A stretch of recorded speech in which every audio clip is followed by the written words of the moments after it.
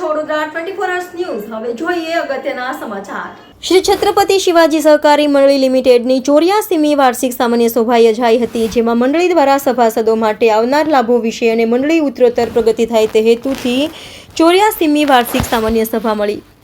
વડોદરા શહેર બરનપુરા વિસ્તારમાં આવેલ શ્રી છત્રપતિ શિવાજી સહકારી મંડળી લિમિટેડ છેલ્લા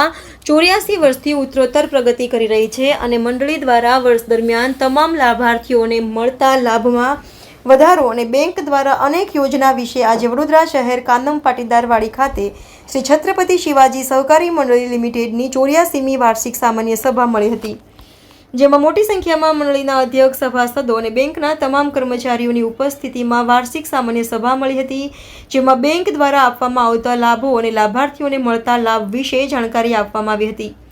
જેમાં સામાન્ય સભામાં સભાસદોને મંજૂરી અને સલાહ સૂચન કરવામાં આવ્યું હતું અને તમામ સભાસદોએ બેંકની થતી ઉત્તરોત્તર પ્રગતિ માટે સંમતિ આપી હતી। સાથે મંડળીના અધ્યક્ષ દ્વારા બેંકના તમામ સભાસદોને બેંક દ્વારા આપવામાં આવતા લાભો મળે, સાથે વધતી જતી મોંઘવારીમાં અનેક લાભોમાં વધારો કરવામાં આવ્યો છે, જેની જાણકારી આપવામાં આવી હતી।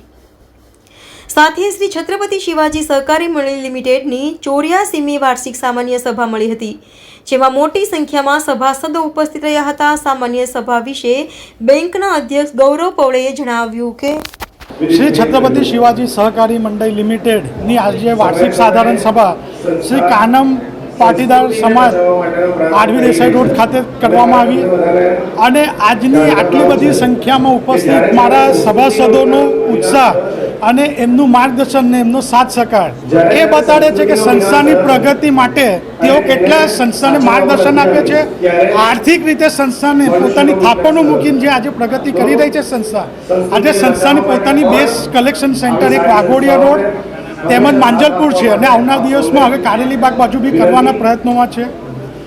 આજની આ સાધારણ સભામાં એક નવા નિયમ માટેનો પ્રસ્તાવ મૂકેલો હતો કે ગુજરાતની કોઈ કોઓપરેટિવ સોસાયટી, કોઈ ગુજરાતની સંસ્થા વિશ્વમાં આજે જે લોકો અંગદાનથી પીડાય, ઘણા લોકો નેત્રહીન છે, ઘણા લોકોના પોતાના કિડનીના પ્રોબ્લેમના લીધે કિડની નથી મળતી, આવા બધા ઘણા બધા અંગોથી અવંચિત રહીને પોતાનો દેહ તો ત્યાગે જ છે અને જે ત્યાગેલો દેહ છે એનું એ ઉપયોગી નીવડે એવું હોય છે। તો હું આજે સભામાં આજે અમે મૂક્યું કે જે લોકો અંગદાન કરશે સભાસદ, તેઓના વંશજોને અમે લોકો 25,000 રૂપિયાની મદદ કરીશું। ભાવના એટલી જ છે કે જે સંસ્થાથી જોડાયેલો સભાસદ છે તે સદૈવ સંસ્થાને માર્ગદર્શન આપ્યું છે, સમાજ કલ્યાણના કામો કર્યા છે, સદૈવ રાષ્ટ્રહિત માટે અડીખમ ઊભા રહેલા છે અને મંડળી જોડે ઊભા,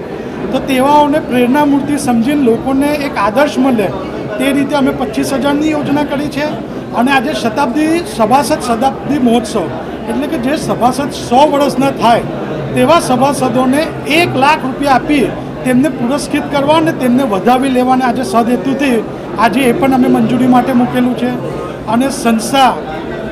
16 તારીખે